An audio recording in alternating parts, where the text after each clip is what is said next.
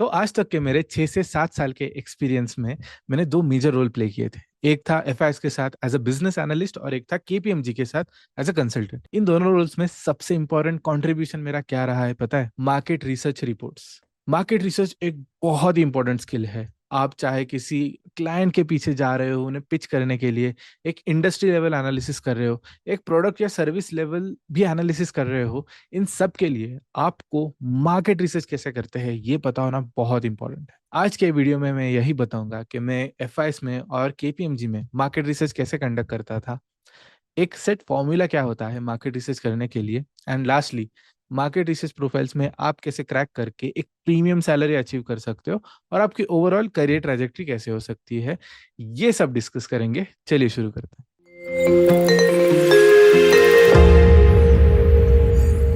Market research methodology समझने से पहले ये अंडरस्टैंड कर लेते हैं कि मार्केट रिसर्च किया क्यों जाता है। दो सबसे common ways of market research होते हैं। एक कंपनी लेवल के, एक स्पेसिफिक क्लाइंट है, एक स्पेसिफिक कॉम्पिटिटर है, या हमारा स्पेसिफिक एक मे बी टारगेट है जिसे हमें क्रैक करना है, तो उस कंपनी स्पेसिफिक मार्केट रिसर्च किया जाता है। और दूसरा होता है यूजुअली इंडस्ट्री लेवल किया जाता है। इसके परे भी कुछ टाइप्स होते हैं लेकिन वो स्पेसिफिक नीश में चले जाते हैं। ये दोनों टाइप जनरल मार्केट रिसर्च के अंडर आ जाते हैं। सबसे पहले देखते हैं कि कंपनी लेवल मार्केट रिसर्च में आप क्या करते हैं। जैसे मैंने कहा था मैं आपको फॉर्मूला देने वाला हूँ, तो फॉर्मूले का फर्स्ट स्टेप होता है कि जब भी कोई कंपनी लेवल आप रिसर्च कर रहे हो, फर्स्ट स्टेप या फर्स्ट पेज आपका रिपोर्ट का होता है कंपनी प्रोफाइलिंग। कंपनी प्रोफाइलिंग में आप क्या चाहते हो?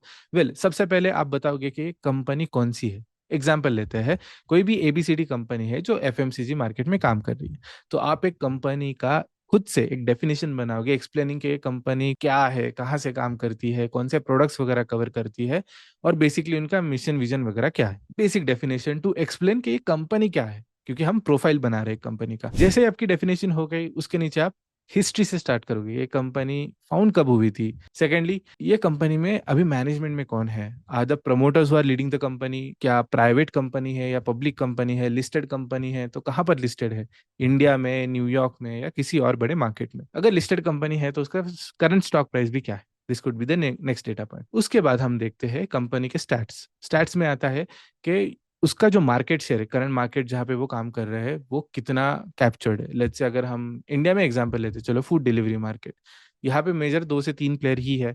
जोमेटो सबसे बड़ा प्लेयर है, उसके बाद स्विगी है, और फिर छोटे मोटे फूड चेन्स भी आते हैं, डोमिनोज भी आता है। तो अगर मैं लेट्स से जोमेटो के ऊपर एक कंपनी प्रोफाइलिंग बना रहा हूँ, तो यहाँ पे मैं ये स्टडी करूंगा कि जोमेटो का अभी का मार्केट शेयर कितना है। कुछ महीनों पहले मैं स्टडी कर रहा था, आई थिंक अप्रोक्सीमेटली 60% था, स्विगी के पास था और थोड़ा बहुत बाकी लोगों के भी पास था। तो यहाँ पे मैं मेंशन कर सकता हूँ कि इंडिया का फूड डिलीवरी मार्केट 60% जोमेटो के पास है, ऐसे एक स्टैट मेंशन कर सकता हूँ। Next, market presence. Market presence में बी टू बी है या बी टू सी है। बी टू सी में है तो किन डेमोग्राफिक्स को कवर कर रहा है, किन जोग्राफिकल एरियाज को कवर कर रहा है, ये हम मेंशन कर सकते हैं। इसके बाद हम फाइनेंशियल की तरफ भी आ सकते हैं, जहाँ पर हम रेवेन्यू कितना है, ऑपरेटिंग प्रॉफिट कितना है, नेट प्रॉफिट कितना है, ईपीएस मतलब earning per share, profit at one share level, वो कितना है, ये सब मेंशन कर सकते हैं। ये सब हो जाएगी कंपनी की बेसिक इन्फॉर्मेशन। इसमें हम एक नंबर ऑफ एम्प्लॉयज भी वैसे ऐड कर सकते हैं ताकि हमें समझ में आ जाए ओवरऑल कंपनी की स्केल कितनी है। ये हो गई कंपनी की बेसिक डिटेल्स, बेसिक प्रोफाइलिंग। इसके बाद हम जाते हैं करंट अफेयर्स की तरफ, कंटिन्यूइंग विद जोमेटोज एग्जांपल। अभी हम जोमेटो को स्टडी करते हुए क्या करेंगे, इसके एक सिंपल ट्रिक बताता हूँ। मैं क्या करता था, गूगल पे जाता था, जोमेटो सर्च करता था, और नीचे न्यूज एक टैब होता है, उस पर क्लिक करते हैं, रिसेंट न्यूज, करंट हाइलाइट्स, जो भी है जोमेटो के बारे में, जो मार्केट में चल रहा है, जो मीडिया हाउसेस कवर कर रहे हैं, वो सब कुछ आ जाएगा। उसको स्टडी करते हुए आप 4 से 5 बुलेट पॉइंट्स लिख सकते हो एक्सप्लेनिंग के अभी मार्केट में क्या चल रहा है जोमेटो के बारे में। Is there any positive news, negative news. Swiggy अभी इट्स अक्टूबर 2024, स्विगी के आईपीओ के बारे में बहुत सारी न्यूज़ है मार्केट में, तो उसका इम्पैक्ट क्या जोमेटो के ऊपर है, इसके बारे में कुछ हम लिख सकते हैं, वैसे मेंशन कर सकते हैं। इसके आगे का स्टेप आता है थोड़ा सा डीप रिसर्च। जब मैं केपीएमजी में था, हमारे पास कुछ टूल्स का एक्सेस था, जैसे ब्लूमबर्ग हो गया, या फिर एक लंदन स्टॉक एक्सचेंज का भी अपना एक खुद का अलग से डेटाबेस है, उसका भी एक्सेस था हमारे पास। तो हम ऐसे डेटाबेसेस में जाके थोड़ा सा इन डेप्थ देखते थे ओनरशिप के तरफ, कि जब एक कंपनी का कोई ओनरशिप है, इज इट प्रोफेशनल इनफ, मतलब क्या कोई प्राइवेट इक्विटी हाउसेस है, बड़े इन्वेस्टर्स है जिन्होंने ऑनबोर्ड किया है, या फिर कोई प्राइवेट प्रमोटर्स ही है जो कंपनी को चला रहे हैं। क्योंकि एक कंपनी का मैनेजमेंट या ओनरशिप बहुत ज़्यादा चीज़ें डिफाइन करता है in terms of companies approach, decision making, expertise in the market, synergy with other players in the market वगैरह एक्सेट्रा। तो ये चीज़ें भी हम थोड़ा इन डेप्थ में जाके कवर करते थे, जो यूजुअली छोटे मोटे डेटाबेसेस पे, वेबसाइट्स पे अवेलेबल नहीं रहता। ऐसा डेटा हमें ब्लूमबर्ग या किसी और बड़े डेटाबेस वेबसाइट पे मिल जाता है आसानी से। और ये ओवरऑल पिक्चर हो गया आपके कंपनी का बेसिक प्रोफाइल, जो स्टेप 1 होता है किसी भी मार्केट रिसर्च रिपोर्ट में। अब जाते हैं स्टेप 2 की तरफ। स्टेप 2 की तरफ हम देखेंगे कि हम जो जो भी मार्केट रिसर्च कर रहे हैं उसका ऑब्जेक्टिव क्या है। जब मैं केपीएमजी में था, हमारा ऑब्जेक्टिव होता था competitive analysis and benchmarking overall. तो यहाँ पे मैं क्या करता हूँ कि लेट्स से मैं जोमेटो को स्टडी कर रहा हूँ, मैं जोमेटो के सब पीएस जो भी कॉम्पिटिटर्स है उनको शॉर्टलिस्ट कर लूंगा। इंडिया में चलो देखते हैं कितने पोटेंशियल कंपेटिटर्स है अभी जोमेटो के साथ। We have Swiggy, we have Domino's, we have local restaurants छोटे मोटे, तो उनमें भी स्टडी करते हुए क्या हमें कोई लोकल लेवल पे एक बड़ी सी चेन मिल रही है जो compete कर रही है। वेल बियॉन्ड डोमिनोज और स्विगी मुझे इस एग्जाम्पल या केस स्टडी में कोई वैसे रिलेवेंट लग नहीं रहा है।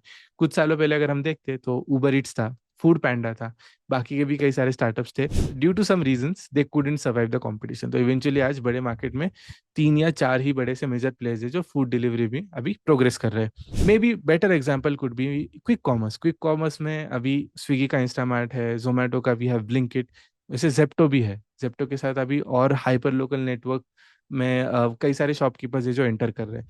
तो ऐसे हम कई सारे अलग अलग पीयर्स ले सकते हैं और इन सबको कंपेयर कर सकते हैं। अब कंपेयर करते हो क्या देखेंगे, again we will build another profile.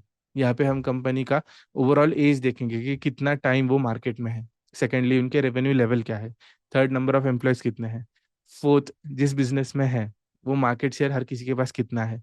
कौन B2B में है, कौन B2C में है, कौन कौन दोनों में है, कोई कोई B2G में भी है क्या, बिजनेस टू गवर्नमेंट।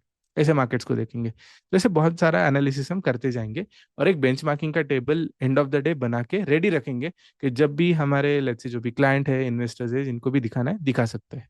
इसके बाद कई सारे फ्रेमवर्क्स है। मेरा एक दोस्त था जो पुणे के एक मार्केट रिसर्च कंपनी में काम करता था।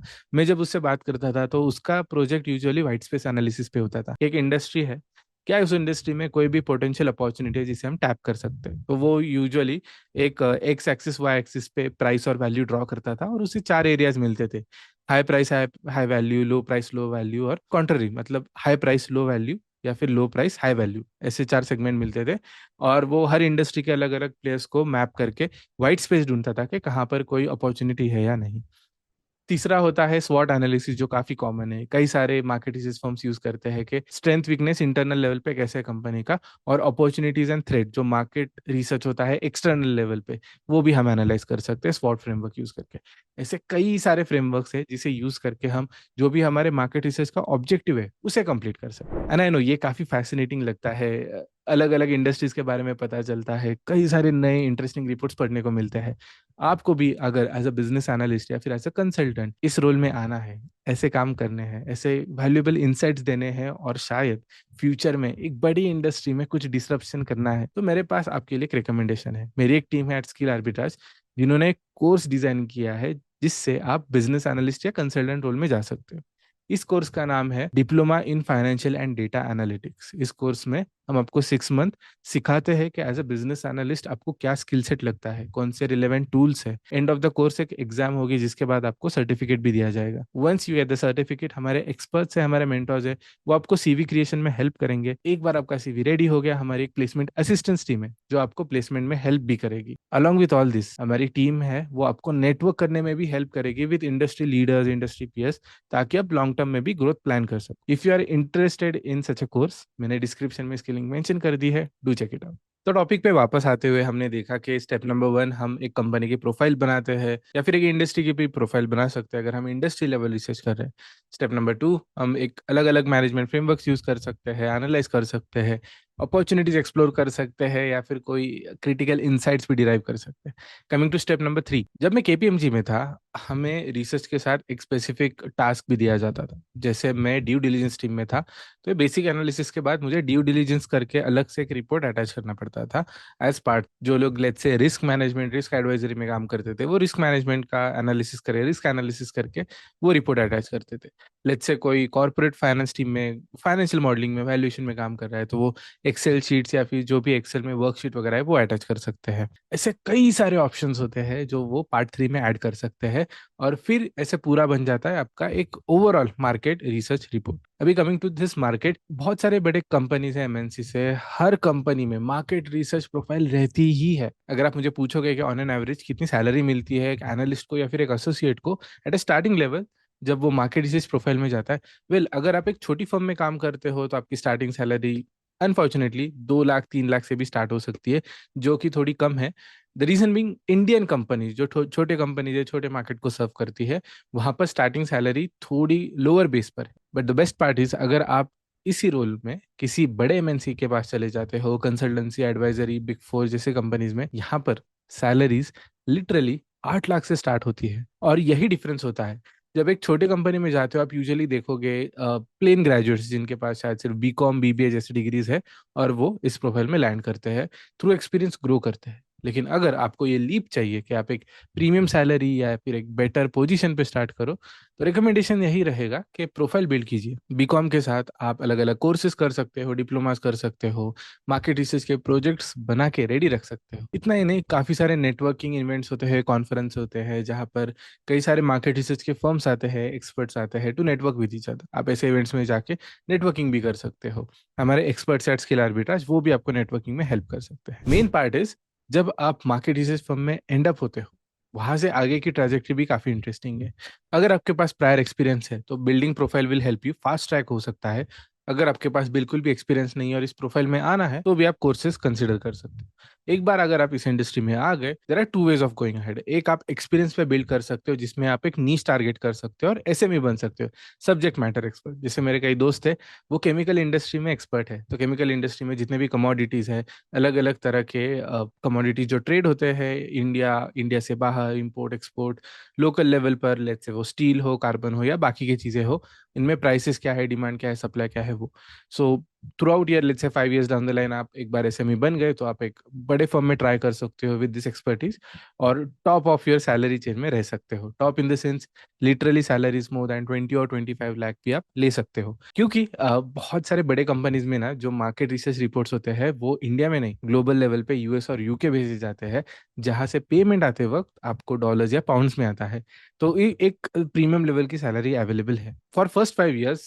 अगर आपके पास इतना एक्सपीरियंस नहीं है, सैलरी नहीं है, तो मेरा स्ट्रांग रिकमेंडेशन यही रहेगा, कोर्सेज कंप्लीट कीजिए, मे बी स्विच लीजिए, फर्म टू फर्म चेंज कीजिए। और अगर आपको as a general management side जाना है, तो नॉट नेसेसरी आपको एक वर्टिकल में रहना है। आप अलग अलग मार्केट्स में जा सकते हो, प्रोडक्ट्स में जा सकते हो, इंडस्ट्रीज में जा सकते हो, रोल्स में जा सकते हो, और मार्केट रिसर्च की एक स्किल बिल्ड करने के बाद एक जनरल मैनेजमेंट की तरफ भी जा सकते हो, जहां से आगे आप प्रोजेक्ट मैनेजर जैसे प्रोफाइल्स भी टारगेट कर सकते हो। वैसे कि आपको पता है कि बिजनेस एनालिस्ट कुछ टिपिकल मिस्टेक्स करते हैं, जिसके वजह से उनके करियर प्रोग्रेशन में काफी चीजें बैकफायर कर सकती है।